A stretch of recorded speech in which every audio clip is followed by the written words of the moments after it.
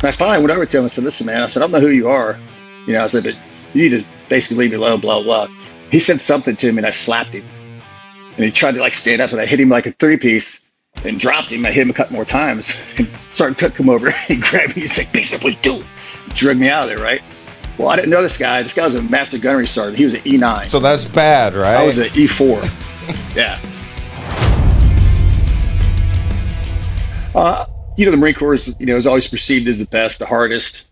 And I could never see myself being in the Army or any of that. I wanted to be a Marine. I wanted to be a recon Marine. And that's all I wanted to do. Once you decide you want to be in the Marine Corps, that's what you're going to do. You can't listen to anything else. And I enlisted. I went in open contract, which don't ever do because that's the Marine Corps picture job for you. And yeah. Well, I graduated meritoriously out of boot camp, so I got promoted out of boot camp. And I went to my school, which is they named an ammo tech, which is worked at an ammunition yard, which is something I hated. And I got sent to Okinawa for my first duty station, right? Well, when I got there, I was what they called a pretty good Marine, I guess, because when you're in the Marine Corps, you have always they called the 10% of people that are just dirt bags, and that's true. So when you're around a bunch of dirt bags, it's easy to look good if you work hard. That's what I did. I worked hard, always performed well, and I got put up on a couple meritorious promotion boards, which I got meritorious promoted 2 more times when I was in the Marine Corps there. But also made me a little bit more aggressive. I started hitting people a lot. Just in my company alone, I beat up 7 people that year. And they had a guy named Sergeant Cook, and he put I still got it in my scrapbook. You had a little legal pad, and it said the Bates hit list. Who will be next? Right. But I never really got in trouble.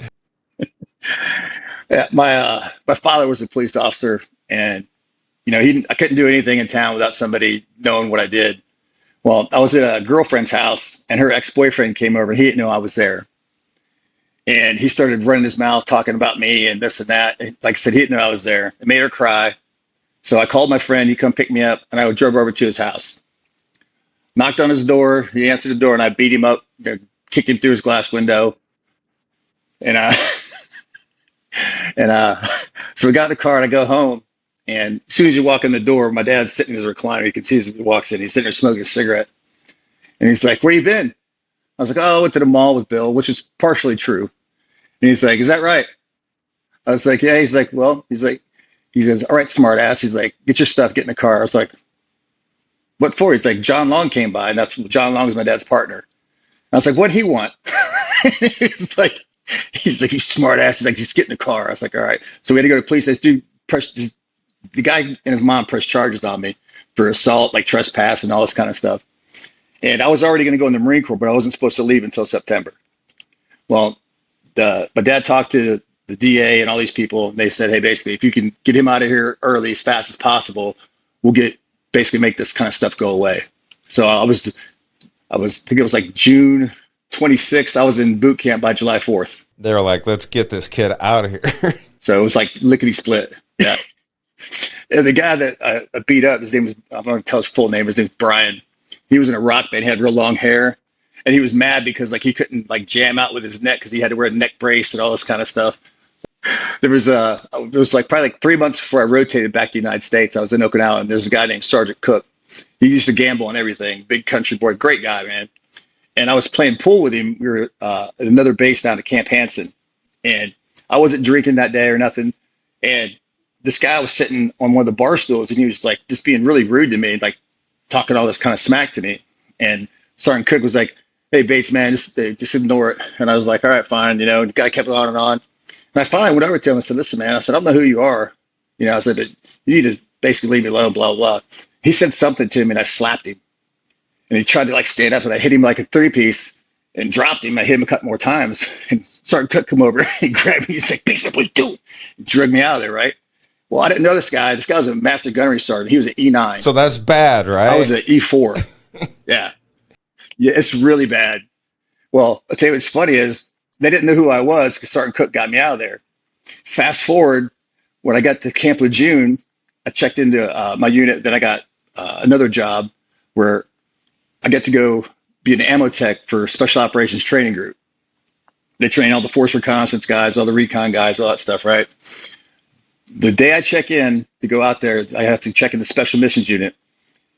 And there's an EOD guy there named Gunnery Sergeant Eddie Perry. And he's like, you Sergeant Bates, blah, blah, blah. I was like, yes, sir. Blah. He's like, Master Gunnery Sergeant so-and-so? And I was like, I know who he was talking about as soon as he said it too. I was like, no. Don't lie to me. I was like, I kind of remember the name. He goes, don't worry, but I said, I don't like that MFR anyway. So he's like, welcome aboard. It was all cool. Yeah. Small world. Small world. Well, I was young. I didn't know better. I thought I could, I'd get away with it. But yeah. But I always had good people around me. I always had like good NCOs, good real men to help guide me and keep me, yank my chain when I needed it. And like today's military, there's no way you could get away with it. The things that I did back in the day. Just fighting, period. Hitting a master gunnery sergeant, zero chance get in trouble. I mean, 100% getting kicked out of the Marine Corps. Drinking and fighting, 100%. And it was different times. You can see back when I was in, they used to have you're either a light green Marine or a dark green Marine, whether you're black or white. Right. There was no race. It was just different shades of green because you're in the military. And I saw like late 80s into the early 90s, that all started changing where they started putting the politics in, the culture changed. It really changed the Marine Corps, esprit de corps differently. And I really didn't like the change. I think it separated people too much instead of keeping everybody as just different shades of green. Yeah, so my first duty station was Okinawa, and I'm glad I went there because, they always talk about the Fleet Marine Corps, which is the big Marine Corps. And if I'd have went to Camp Lejeune first, I think my experience in the Marine Corps would have been different. In Okinawa, you had a higher standard for Marines. Like your uniform was always supposed to be a certain standard. Your haircut has to be a certain standard. The way you conducted yourself was supposed to be a certain standard. And when you got to Lejeune, it was a lower standard. You saw people didn't take pride in the uniform, didn't take pride in their service. For example, in Okinawa, we had a first sergeant. His name was First Sergeant Forward. Big black dude. He looked like a damn grizzly bear. And he was a Vietnam guy. And if you were a dark green Marine, if you were a black guy, and you weren't holding the standard, God help you. Because if you had any like a product in your hair, he would snatch dudes and he'd take them to the deep sink and scrub their hair. He'd call them out in formation. Like he scared me, man. I was like, I'm glad I'm not black because this dude was like terrifying, dude. Like, and he held everybody to that standard though. But like, if you were black and you weren't acting right, Lord help you. I was just like, thank you for being white. I was like, sheesh. He was a fantastic leader. I shipped to Camp Lejeune, North Carolina, and Jacksonville, North Carolina, and I was an ammo tech there. I was there for about 8 or 9 months, and there was an opening for a job for an ammo tech at Special Operations Training Group, which is what I wanted to do because I wanted to go do this assessment to go to become a force reconnaissance or reconnaissance Marine. And I was like, well, hey, this is halfway there. So I got there, I passed the interview, and I started working there. And then I started taking the courses, going through the courses, and I got so proficient that they let me be an instructor. And then it got to the point where they filled my billet with another kid, and I basically stayed on for the rest of my enlistment. So I spent almost 4.5 years at Special Operations Training Group, teaching the force guys, the reconnaissance guys, CQB, pistol shooting, tactics. It was like the best job I had in the Marine Corps. It was amazing. We would travel all over the United States, setting up training targets for the guys that are getting ready to go out on float on ship, the force guys. We would do training exercises to get them ready, and then they would travel all over the United States and actually execute live missions in like downtown Miami, places in California, and we get to go ahead and we'd set these targets up, set up the scenarios, and when they'd come in, we'd have to grade them. Very cool. It was an amazing job. Yeah, I mean, Absolutely it's probably tough to fall into a job that you really really dig in the military, especially like you said, you went in just open book, just send me wherever. Yeah, and that's what they did. And again, it comes back to where, they 100%. And once they do that, it's really hard to make it what they call a lat move or change your MOS, and especially if you have a critically manned MOS. And that's kind of where I was at then. Like I said, I was very fortunate, and the people I got to meet and train with were some of the guys I still remember today. They're some of the greatest men this nation's ever produced. Yeah, we did I was right before I went to SOTG. We had to do a flyaway. Like they were supposed to take the embassy in Haiti. So they sent pre-positioning packages to Cuba, Guantanamo Bay area, which you've never been there. The place is beautiful, believe it or not, absolutely beautiful. I had to go down there for the ammo piece and had to set up all these pre-staged things. But at the same time, they also had a ton of Haitian refugees there. So they had a bunch of uh, military police there because of the Haitians are getting out of line, all this kind of crazy stuff. So I was there for about almost a month. But prior to going there, I forgot to tell you this. I was at Cherry Point, and it was me and one other guy, and we were staying in this squad bay by ourselves. And we weren't supposed to leave because we're on flyaway status, so you have to be close by so that you get on the plane, you have to go. Well, I was dating my ex-wife at the time, and I was driving from Cherry Point to back to Camp Lejeune. It's about 30 miles, 35 miles ish, and I had a brand new Mitsubishi Eclipse Turbo, so thought it was pretty cool. Yeah, and I was drinking all day. I was drinking rum and coke, and I decided to drive back. So I'm driving, and these guys in front of me was throwing stuff out of their car, and of course, stuff hit my car, and I'm like upset. So I'll get in front of them and kind of cut them over. It was stopped at this car lot.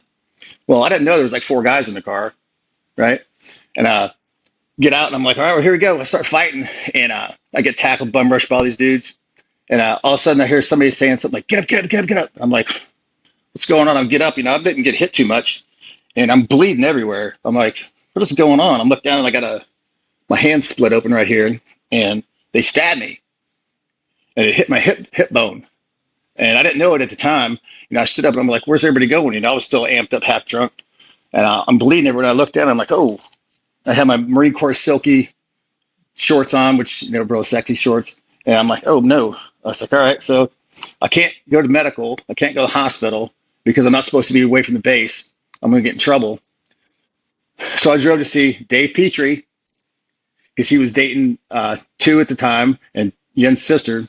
And I show up at their house. I knock on the door, and they're like, "What the hell?" I'm like, I'm bleeding all over the place. I'm like, "Listen, man," I said, I can't go to the hospital.